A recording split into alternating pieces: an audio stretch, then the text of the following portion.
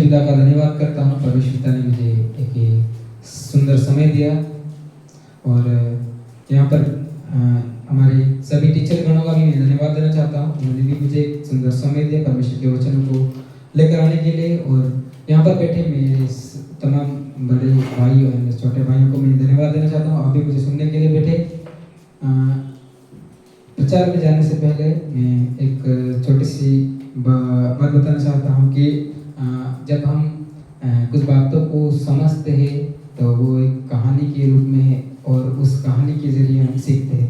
तो वैसे ही आज मैं एक कहानी लेके आया हूँ। उस कहानी में से हम सीखेंगे कि उसमें क्या है सत्य है और क्या असत्य है, और सत्य से काम करने वाला कहा जाता है और असत्य से काम करने वाला कहा जाता है, ऐसा करके। तो हम निकालेंगे दूसरा शमूएल की किताब उसका 15 अध्याय और उसका एक वचन हम कोई पढ़ेगा। सेकंड शमूएल वर्ष 15 चैप्टर 15 वर्ष 1। After Absalom got himself a chariot and horses and 50 men to run before him. कोई हिंदी की पर 1। इसके बाद अबशालोम ने रथ और घोड़े और अपने आगे आगे दौड़ने वाले 50 मनुष्य रख लिए। Thank you. यहाँ पर हम देखते हैं कि ये अबशालोम और दाऊद के बीच की बात है। और इस यहाँ पर ये पूरा हम देखेंगे कि जो अबशालोम जो दाऊद का बेटा था उसने कैसे दाऊद के विरुद्ध में एक प्लान बनाया और उसके विरुद्ध में खड़ा हो गया। वो तो उसके जरिए हम क्या सीखेंगे और क्या समझेंगे वो भी हम देखेंगे। तो हम ये देख सकते हैं कि राजा दाऊद को तो पता नहीं था, बल्कि वो जो अबशालोम है उसका बेटा, ऐसे जो लोग न्याय के लिए और उस समस्या को सोल्व कराने के लिए राजा के पास आते थे। पहले उस समय में जैसे कि आज के समय में हम पुलिस स्टेशन पे जाते हैं, वैसे ही राजा के पास जाते थे उस समस्या को सोल्व करने के लिए। तो यहाँ पर जो अबशालोम है जो यहाँ पर गेट पे खड़ा होकर उन ऐसे दुखी और ऐसे परिस्थिति वाले लोगों को बुलाता था और एक प्यार में एक अच्छा व्यवहार करके उनको भोली बातों में फंसाता था और कहता था काश में यहाँ पर एक वचन में लिखा है कि काश जो मुझे परमेश्वर न्याय करने वाला ठहरा देता तो मैं कितना अच्छा से न्याय लोगों का न्याय करता, ऐसा करके यहाँ पर लिखा है। हम पढ़ेंगे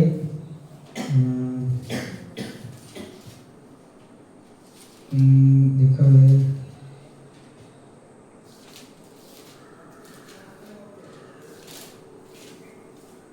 जो कोई 6 वचन पढ़े, 6 वचन पढ़े।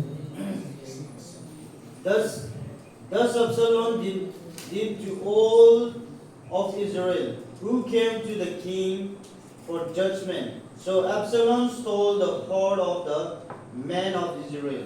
Thank you. कोई हिंदी में पढ़े। जितने इजरायली राजा के पास अपना मुकदमा लेकर आते उन सब में अबशालोम ऐसे ही व्यवहार किया करता था।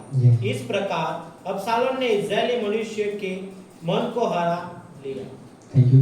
यहाँ पर हम ये देख सकते हैं कि जो लोग आते थे जो अपनी समस्या को सोल्व करने के लिए उनको ये उनके मतलब उनके जीवन में उनको ऐसा साबित होना था कि मैं सत्य हूँ, मेरा पीछा करो करके ऐसा उनकी ओर आकर्षित किया उसने यहाँ पर ऐसा देख सकते हैं। तो ऐसे ही उनके मतलब चलते 7वें वचन में बताता है कि 4 साल बीत गए।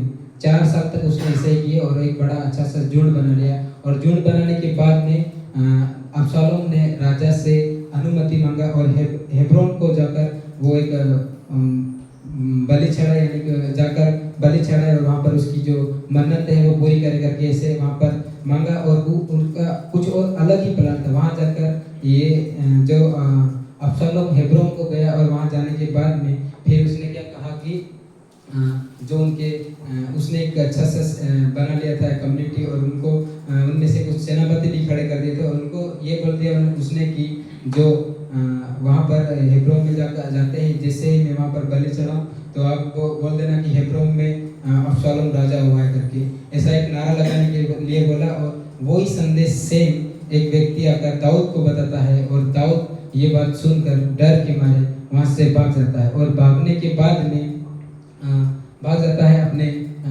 जो उनके साथ जितने लोग होते हैं, जो दाऊद के संग इतने लोगों के साथ वो भाग जाता है। और भागने के बाद में वो चले जाता है और उनके कुछ याजक होते हैं, उनको वापस यरूशलेम में जो संदेश लेने के लिए भेजता है। और संदेश लेने के लिए भेजता है तो उनमें से कुछ याजक ऐसे थे जो अब्शालोम की तरह और मुड़ गए, और कुछ इतने वफादार रहे कि दाऊद के साथ ही रहे और दाऊद को हर समय उन्होंने साथ दिया। उनमें से एक दास था जो उसका नाम था ये सदोक, यानी जो सदोक याजक था, उसका एक बेटा था अहीमास के बारे में। अहीमास ने कितनी जो वफादारी का जो संदेश देता था। अहीमास जो सादोक का पुत्र था, उसने जो दाऊद को उसके ऊपर इतना भरोसा था कि वो कभी भी मतलब कैसा भी संदेश, एक अच्छा ही संदेश लेके आएगा करके।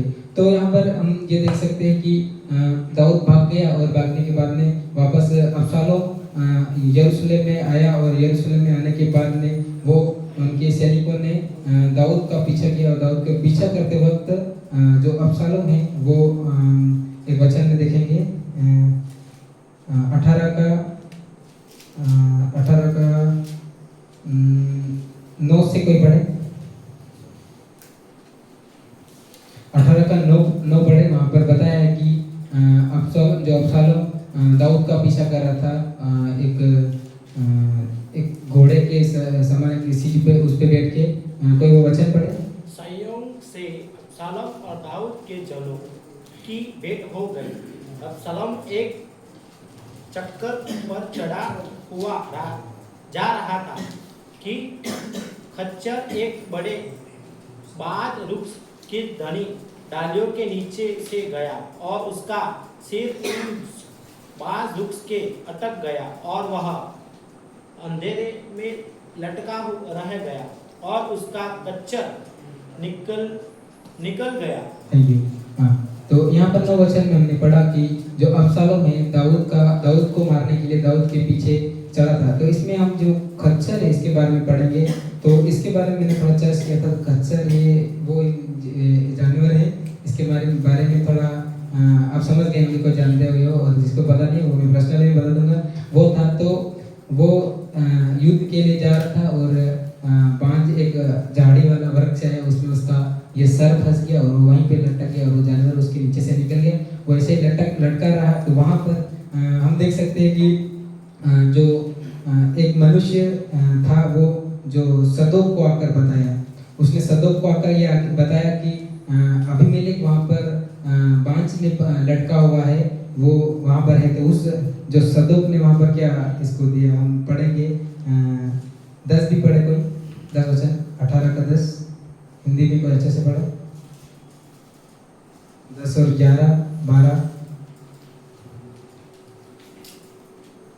इसको देखकर किसी मनुष्य ने योआब को बताया, मैंने अब्शालोम को बांज वृक्ष में टका हुआ देखा।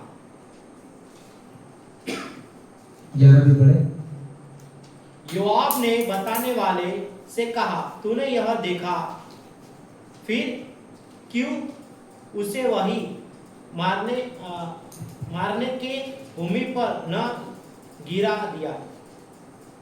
तब ठीक है, थैंक यू।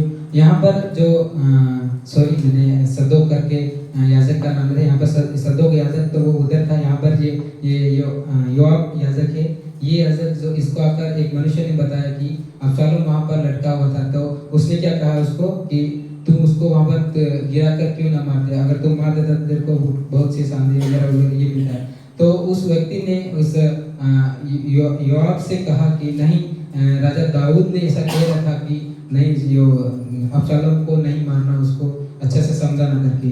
तो वो बात उसने सुना, और फिर भी उसने वो बात नहीं माना। और यहाँ पर हम उसका 18 में देखते हैं कि उसने और उसके सेनापति, उसके जो साथ संगी जो वो याजक था, उसके जो सेनापति थे, उन्होंने अब्सलोम को मार दिया।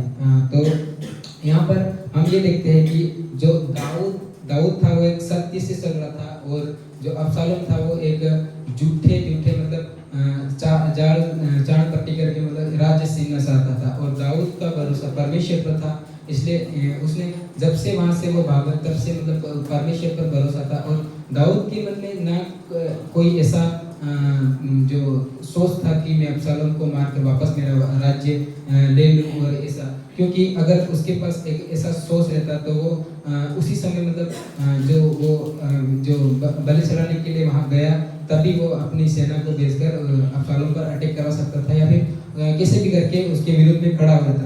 बल्कि दाऊद जानता था कि मैं एक सत्य से जो अगर मैं सच्चाई के साथ चलूंगा मेरे शत्रुओं को परमेश्वर गिरा देगा। और वैसे ही जो दाऊद एक सत्य के साथ चला, और परमेश्वर ने जो दाऊद के शत्रु को गिरा दिया। और ये हम देख सकते हैं कि जो अब्सलोम था, अब्सलोम चालबाजी किया था, वो मतलब राज्य छीनना चाहता था, और राज्य छीन के अपना राज्य वहां पर स्थापित करना चाहता था, और वो खुद राजा बनना चाहता था। इसलिए अब्सलोम एक झूठा था, इसलिए उनका मतलब जीत नहीं हो पाया। और यहाँ पर हम एक जो खास एक बात देख सकते हैं कि जो वफादार संदेश देने वाला जो इसका सदोक का पुत्र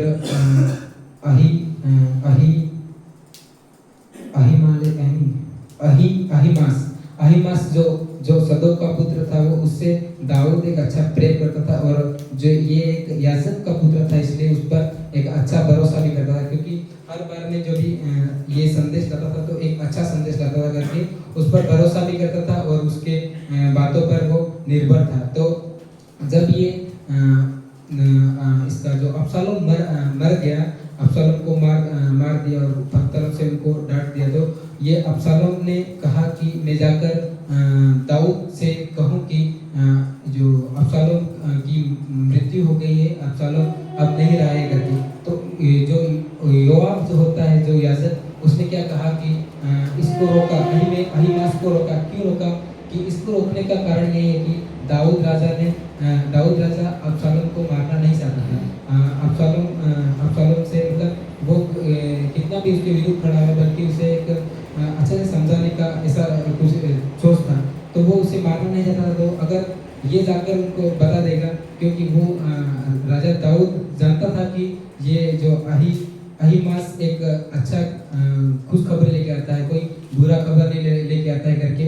तो यदि ये ऐसी जो खराब खबर राजा को जाकर सुना देगा, तो राजा हो सके तो इसको कुछ सजा दे देगा, या फिर इसको कुछ कर सकता है, क्योंकि गुस्सा अलग होता है। इसलिए इसको यहाँ पर रोका। हम देखेंगे 18 से लेकर 22 तक यहाँ पर एक और व्यक्ति को मतलब जो सेनापति में से था उसको योआब भेजता है ताकि इनको बचाने के लिए, क्योंकि अगर मारेगा तो एक सेनापति को मारेगा, बल्कि इसको तो बचा जाएगा करके। यहाँ पर कोई पढ़े 19 से लेकर 22 तक, हिंदी में पढ़े।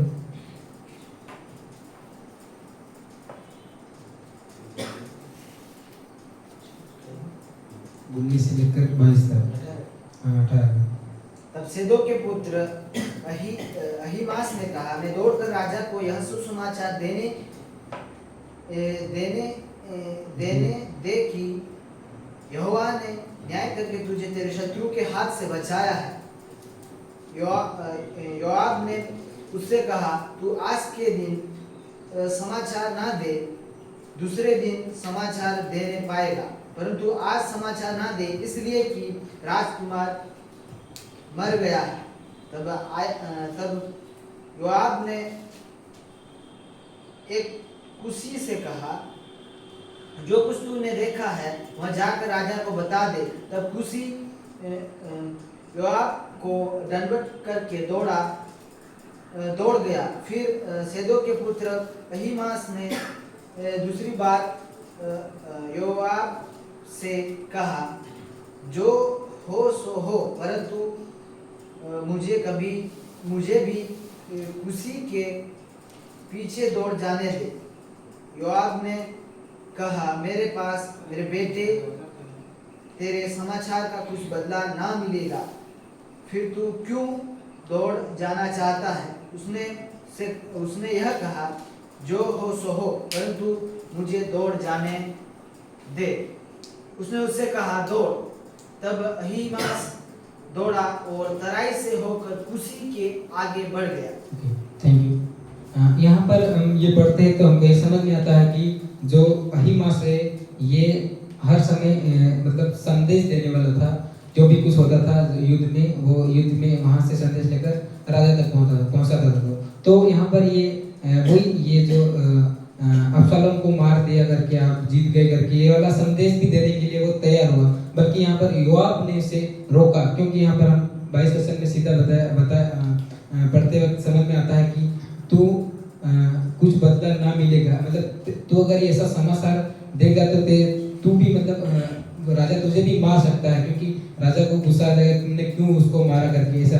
ये इसलिए उनको रोकने के लिए वो प्रयास करता है और दूसरे व्यक्ति को भेजता है। फिर भी जो अहीमास जो वो एक सच्चा व्यक्ति था, उसने दौड़ के और उस जो सामने वाला जो व्यक्ति जा रहा था उसको आधे रास्ते में मतलब पीछे रखकर आगे जाकर बताया। और उसने कैसा बताया ये बात योआब ने अहीमास से कही और अहीमास ने थोड़ी बातों को समझ लिया और समझने के बाद में वहाँ पर थोड़ी बात को पलट दिया और पलटते राजा को जाकर उसने क्या संदेश दिया कि जो अब्शालोम तू तो जीत गया और अब्शालोम पता नहीं अब्शालोम को पकड़ लिया, यानी कि उसको मार दिया ऐसा नहीं कहा। वहाँ पर बहुत लोग थे उसके कारण में उसको बुरी रीति से देख नहीं पाए। वो भी हम पढ़ेंगे, यहाँ पर हम पढ़ेंगे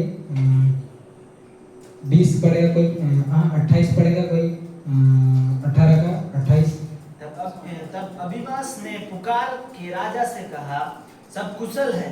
फिर उसने भूमि पर मुंह के बल गिरकर राजा को दंडवत करके कहा, तेरा परमेश्वर यहोवा धन्य है, जिसने मेरे प्रभु राजा के विरुद्ध हाथ उठाने वाले मनुष्य को तेरे वश में कर दिया है। राजा ने पूछा, क्या वह जवान अब्शालोम सब कुशल है? अबीमास ने कहा, जब योआब ने राजा के कर्मचारी और तेरे दास को भेज दिया, तब मुझे बड़ी भीड़ देख पड़ी, परंतु मालूम ना हुआ कि क्या हुआ। Thank you. यहाँ पर ये 2 वचन पढ़ते हैं हमको, ये यहाँ पर ये बताता है कि वो जो अहीमास गया और जाकर उसने क्या संदेश दिया कि उसको अपने वश में कर लिया। जो अब्शालोम था, जो तेरे विरुद्ध में खड़ा हुआ था, राजा के विरुद्ध में खड़ा था, उसको उसकी सेनाओं ने मतलब अपने वश में कर लिया ऐसा। और राजा ने उससे सवाल किया कि क्या उस व्यक्ति को कुछ ठेस पहुंची या फिर कुछ हुआ? तो उसको पता था, उसकी आंखों के नजरे वो देख गया था कि उसको मार दिया। बल्कि यहाँ आकर वो बताया कि भीड़ होने के कारण मैं उसका पूरा समाचार नहीं ला पाया करके। तो यहाँ पर इन दोनों के बारे में हम ये देख सकते हैं कि जो अब्शालोम एक चालाकी से एक राज्य सीना चाहता था और दाऊद परमेश्वर के साथ सच्चाई से चला। और दाऊद जानता था कि जो सत्य है उसी का जो वही आगे बढ़ेगा करके उसने अपने सेनापति से भी कह दिया कि उसको मारना मत। वो एक अगर मारेंगे तो हम कौन है उनको मारने वाला? यदि परमेश्वर की योजना हो तो वो हमको मारेगा ऐसा करके। तो यहाँ पर सत्य और जो ये अहीमेलेक ने खास यहाँ पर निभाया, क्या निभाया? एक वहाँ पर मतलब बात को थोड़ा मोड़ के और उसके मतलब दिल को थोड़ा ठंडा किया। और बाद में जो यहाँ पर ये भी देख सकते हैं कि जो पूछ करके एक व्यक्ति जो पहले दौड़ के संदेश देने के लिए भागा था, उस व्यक्ति ने ऐसा ही जाकर बताया कि उसको योआब के या जो सेनापति ने उसको मार दिया करके। और राजा भी दाऊद रोता है और रोता हुए बाहर में रहता है। तो यहाँ पर ये हम इन वचन के द्वारा जैसे कि हम ये भी देख सकते हैं कि जब यीशु मसीह सच्चाई से आगे बढ़ा और वो भी अपने इस दुनिया में जो उसके साथ जितना भी दुर्व्यवहार हुआ उसमें भी मतलब ऐसा नहीं चाहा कि यीशु मसीह की उसको जो व्यक्ति मेरा विरोध कर रहा है उसको मैं कुछ दंड देने की योग्य बातें करूँ करके। वो भी एक सच्चाई के साथ लगा, क्योंकि वो बातें जितनी वहाँ पर होना था वो क्यों हुआ, याजकों ने उसे परेशान किया और कुर्नी और बहुत से लोगों ने सताया। तो वो सताने का कारण ये था कि जैसे कि जी अगर वो नहीं सताएंगे तो उनको कैसे पता चलेगा कि यही एक परमेश्वर का पुत्र है करके, और उनको यही सत्य है करके उनको कैसे पता चलेगा। ऐसे इसलिए वो सत्य को साबित करने के लिए यीशु मसीह ने उनके आगे एक सत्यता दिखाई, और ये यहाँ जैसे कि दाऊद ने एक सत्य से अपने विजेता प्राप्त की।